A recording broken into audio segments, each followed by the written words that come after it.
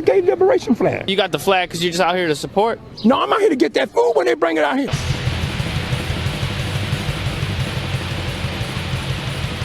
Radio Free Innsmouth, episode 202, also known as the fucking Christmas special. Ho, ho, ho, everybody! Unless you're listening to this on the podcast, in which case, it's just episode 202.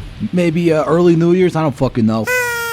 But this is an episode that has been a long time coming. I've seen this band mentioned a whole lot in the comments. I've even brought them up myself several times, most notably in the Demon Sea episode. And that's because they are one of the most important black metal bands in the United States and one of the oldest. We are talking, of course, about Profanatica. Vomit on the host of heaven. Like many great black metal acts, Profanatica is essentially the project of one man, that man being Paul Ledney, although Aragon Amarai and John Gelso and even Brett Makowski were around for most of the early material, with John Gelso even sticking around for a few of the newer albums. But like the one consistent driving force behind this band has pretty much unquestionably been Paul Ledney. And to understand Profanatica, you need to understand his backstory. So Paul Ledney goes way back. The first band he was involved in was Revenant, who are a really excellent death metal band from New Jersey. He was their drummer way back in 1986. And you can hear some of the musical stuff that was going on in Revenant reemerge in Profanatica in a newer form later on. For an example of what Revenant sounds like, let's go to their Prophecies of a Dying World album from 1991. After Paul Ledney left the band, but it's probably the most coherent statement of what Revenant sounded like. One of the notable things about Revenant that also shows up in Profanatica is their very bombastic drumming style. It's not crazy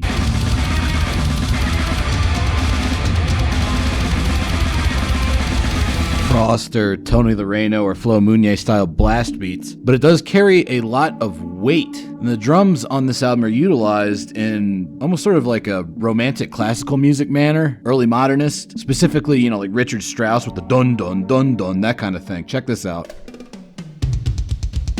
That kind of thing. Powerful drum fits and fills suspended within seas of negative space. Other elements of this music that would become important for Profanatica are the much more prominent bass guitar lines than it's normal for extreme metal, as well as this sort of like weird lurching Morbid Angel-esque quality to the riffs, as well as their particularly potent penchant for layering very dissonant riffs together in a way that actually makes a lot of musical sense. That's what Revenant brings to the table. Highly underrated band. Here's a bit of a side story. So I fucking love Gorefest, right? I love False and Erase. But the liner notes on the reissue of their first album, Mind Loss, they talk about their touring with Revenant and like the record label bosses that put together this fucking booklet spend a whole lot of time hating on Revenant for some reason. They're like, these guys are just boring death thrash, blah, blah, blah, whatever. I disagree highly. I fucking love Revenant. And I think it was kind of shitty that people from Nuclear Blast and maybe even people from Gorefest decided to do that after touring with them. Because I gotta say, the first Revenant album, as much as I love Gorefest, the first Revenant album is way fucking better than the first Gorefest album. 아니 촬영했던 거 하다 보면은 Yeah, objection relevant, save it for the inevitable Revenant episode, fine. It's just always something that bugged me and I've never heard anybody else even mention this. But anyways, the main things that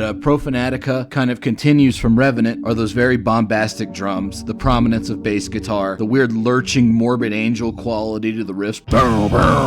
But Paul Ledney wasn't involved with Revenant for that long, and he ended up joining an earlier incarnation of a much more famous band that also featured another Revenant alumnus, that man being John McEntee, and that band being Incantation. So Incantation, I like to call them one of the Asians. Light 'em up. Suffocation, Incantation, and Immolation, man. 3 bands from New York, all very important death metal bands. Suffocation is famous for the whole thing, essentially inventing brutal death metal and slam death way back when. Immolation is more famous for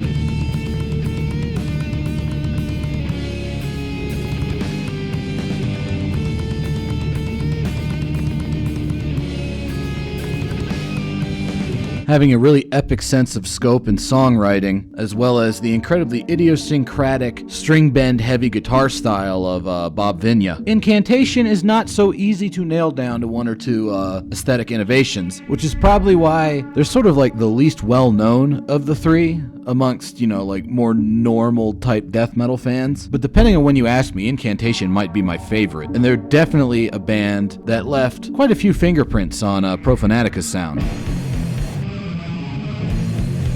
Specifically with their very dissonant way of writing riffs. These are probably some of the most alienated and weird sounding riffs in all of death metal. Definitely influenced a lot of like the cavern core stuff nowadays. But it's not just that the riffs are dissonant, but the songwriting is decidedly not. Check out this counterpoint riff. See, even though those are both incredibly strange, weird riffs, the do-no-no-no-no-no thing is a perfect counterpoint to that bizarre intro riff. So Incantation is all about having these incredibly ugly pieces of music that are arranged very precisely and rather beautifully in a way. And that's going to be a big thing for Profanatica as well. But John McEntee and Paul Ledney did not quite get along. John McEntee wanted to go more death metal-y, and Paul Ledney was getting much more involved in black metal back when it was still in sort of its nascent form in like 1990 or whatever. And while he was doing that, he also got involved with a man you may know as G.G. Allin. He was in one of G.G. Allin's many backing bands, specifically the Connecticut Cocksuckers. And this sort of irreverent attitude was very important for Profanatica, especially if you look at their early photo shoots. That's a penis. Sure is. So what happens when you take all of that stuff and you make some black metal with it? There's those weird lurching riffs, the very bassy sound, the bombastic percussion, and some interesting dissonant lead guitar, which essentially vanishes from Profanatica after the demos, but I really like it when it shows up on these early demos, like the one we're listening to right here. These riffs, despite being very dissonant and gross and just wrong sounding, actually work within the context of the song. Each song, despite being short, has a lot of sections and transitions, like this one right here, and a much more, black metal-y type thing, tremolo picking and whatnot. Listening to this music is like going through a really fucked up haunted house. Every time it changes, it's like you opened up a new door and you saw something that, fuck me, you wish you hadn't seen that, but it's there now, and it's fucking great. I love the Profanatica demos. But this, that being your demo, that sounds amazing. They've gotten signed to Osmos. They're working on a full-length album. You think the world is their black metal oyster. But not so much, because I guess Aragon Amorai went crazy and destroyed the master tapes, and that was essentially the end of Profanatica. Now, obviously, that didn't end up being ultimately the case, given that I'm doing an episode on them and they got a whole fuckload of albums, but it kind of was back then. Eventually, this full-length album did end up getting recorded, sort of. It's actually a very similar situation to Master, where it's like, hey, what's the Master debut album? Is it this unreleased 1985 album that got put out in the early 2000s? Is it the one that says Master on it from 1989? Is it the Speckman Project one? Is it the Funeral Bitch one? It's like the same core of songs, but it's been done a billion different ways, and it's kind of hard to figure out what like the real version is. Similarly, for Profanatica, they've kind of done simulacrums of what this album was supposed to be, with the Grandmaster session, with the Sickened by Holy Ghost session, but most importantly, especially because this is the one that I heard first, and it's the one that came out back in the day as opposed to the early 2000s, Paul Ledney said, I don't fucking think so. I'm recording this album, even if it's not called Profanatica, and he started a solo project called Havohej, which is Jehovah spelled backwards. Oh my God! And he put out an album in 1993 called Dethrone, the Son of God, which is one of the most important black metal records from the United States, if not the most important, and essentially became kind of the American Burzum for a while, where he was this guy that had this really convoluted history with all these other bands, and then he put out like this album where he just plays everything on it, like one man against the world. It sounded like nothing else at the time, and even today, nothing really sounds like it. Even people trying to imitate it don't sound like it at all in spirit. And shit, it's one of my favorite albums. It has been since I was in high school. Some of it definitely leans heavily into death metal, with those odd lurching riffs that were so important for both Revenant and Incantation. But the transitions between these dissonant riffs are even stranger than they were in either of those bands, which kind of makes Havohej unique. Check this out. There's that really bombastic drumming I love so much. Also, really big fan of the vocals on this. He has a very distinct, raspy style, not really like anything else in black metal. Back into that death metal riff again, of course, it's good stuff. But then we're going to go into another thing that sets this apart. These incredibly minimalistic, doomy sections that utilize a lot of like weird guitar feedback and noise. They're sort of like a trademark of this album. If you were thinking about Burzum, this would be the equivalent of those like crazy hypnotic parts that Varg always does. And the drums are very important for these, lending a bit of dynamism and accentuation to what would otherwise be very minimalist material. But he's doing like these crazy fills over it. It becomes completely entrancing. I fucking love this stuff, especially when it's coupled with his inimitable vocals, as I talked about earlier. But it's not just all kind of like this death metal-y, Profanatica-y type stuff going on. There's also some components of this material that are unique to the Havohej incarnation. For instance, when it strays into much more minimalist and much more black metal sounding stuff. There's a lot of songs that are built around maybe just two riffs cycling back and forth in a very Transylvanian Hunger-esque fashion. This is riff number 2. You just heard riff number 1. And I don't mean it's influenced by Transylvanian Hunger. I mean he had a similar idea to what Fenris had. This album even came out before Transylvanian Hunger, so fuck it. And it's about to collapse into some more of that minimalism. I love the way the drum kit sounds on this release. It's very full sounding.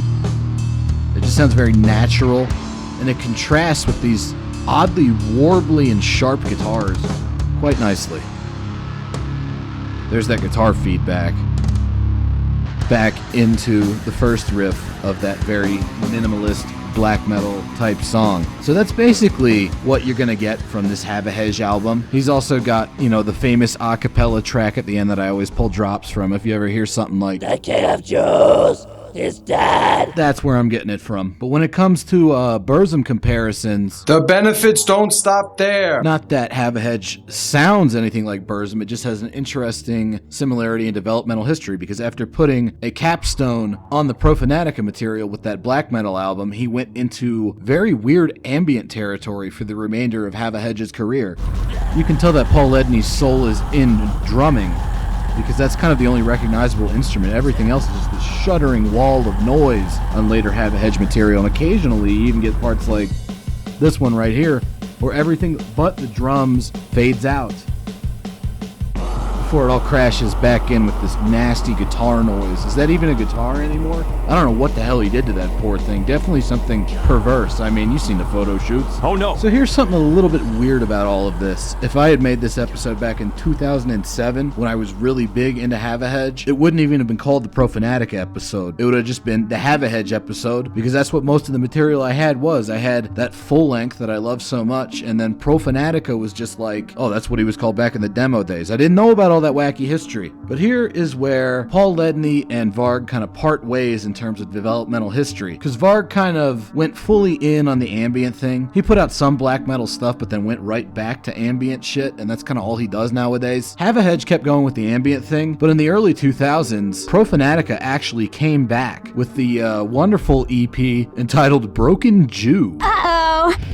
And it definitely picks up where Profanatica left off, but kind of goes in a new direction, almost more akin to the epic melodicism of Immolation at times with riffs like this.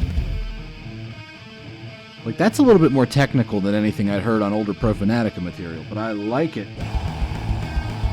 And it still fits entirely within their fucked up, nasty atmosphere. Because despite being, you know, a little bit more death metal-y, it still has that odd hypnotic and dissonant quality to it that was there on the Havohej album. That initial nasty sounding riff is back, signaling that Profanatica is definitely fucking back in great form. And then watch this transition. Now we're into those drony minimalist sections. the black ejaculation begins.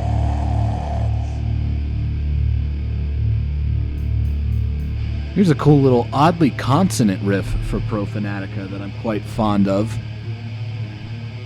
Put the drums under that riff, and then you can lead into this odd, sort of like mockingly melodic section right here that has a little bit of stylistic overlap with some of the earlier Grand Belial's key shit. And I think Paul Ledney's been practicing some Taibo, because the transition right here is total ready, double time, go, you know what I mean?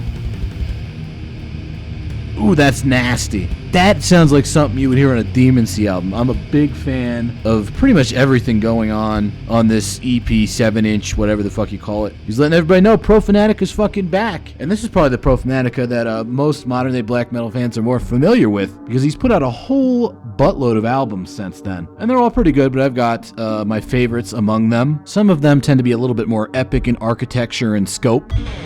2013's Thy Kingdom Come, but it's spelled like cum, is probably the most death metal sounding out of all of them. This one would fit right in with like early Immolation.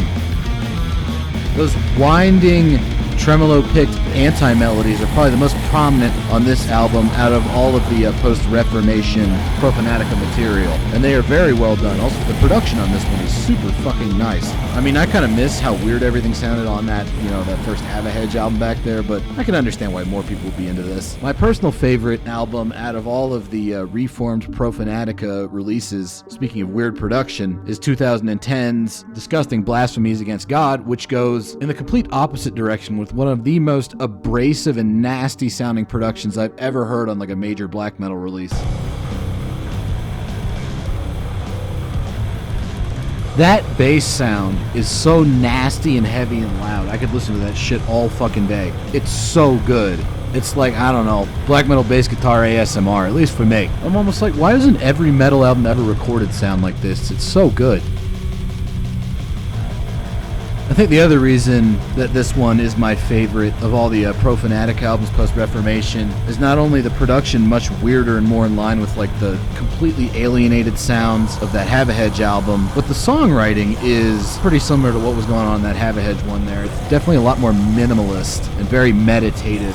Very strange, but pretty much all of these like newly reformed Profanatic albums have been of universally high quality. 아니 원스 여러분들이 I guess that's right. You can't even really say newly reformed anymore. There's been way more Profanatica material put out after they came back than there was before. But this band is one of the only cases where like that happened and it was actually a good thing. I mean, Jesus Christ, have you heard like the newer Convulse material?